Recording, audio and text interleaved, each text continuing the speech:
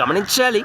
దేవుని గురించి ఆలోచించకుండా, దేవుణ్ణి వెతకకుండా, దేవుణ్ణి తెలుసుకోకుండా, దేవుని గురించిన కనీస అవగాహన లేకుండా మనం జీవిస్తూ ఉంటే మరణం సమీపించాక శ్రేష్టమైన పరలోక రాజ్యాన్ని ఎలా పొందుతాం?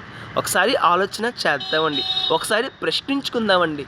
దేవుని గురించి ఆలోచించడం వల్ల, దేవుణ్ణి వెతకడం వల్ల, దేవుణ్ణి తెలుసుకోవడం వల్ల, దేవుని గురించిన అవగాహన మానవుడు కలిగి ఉండడం వల్ల ఎన్నో లాభాలు ఉన్నాయండి. ఏంటా లాభాలు, ఏంటా ఫలితాలంటే, ఎవరైతే దేవుని గురించి ఆలోచిస్తారో వారు దేవుణ్ణి వెతుకుతారు. ఎవరైతే దేవుణ్ణి వెతుకుతారో వారు దేవుని తెలుసుకోవడానికి ప్రయత్నిస్తారు. ఎవరైతే దేవుణ్ణి తెలుసుకుంటారో వారికి దేవుని గురించి అవగాహన వస్తుంది. ఎవరైతే దేవుని గురించి అవగాహనలో జీవిస్తారో వారు పరిశుద్ధంగా జీవిస్తారండి.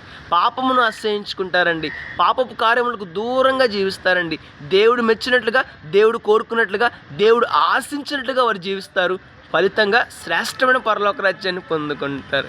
మరి దేవుని గురించి మనం ఆలోచించకపోతే, దేవుణ్ణి వెతకపోతే, దేవుని తెలుసుకోకపోతే, దేవుని గురించిన కనీస అవగాహన లేకపోతే మనం పాపమును ఎలా పోరాడగలము?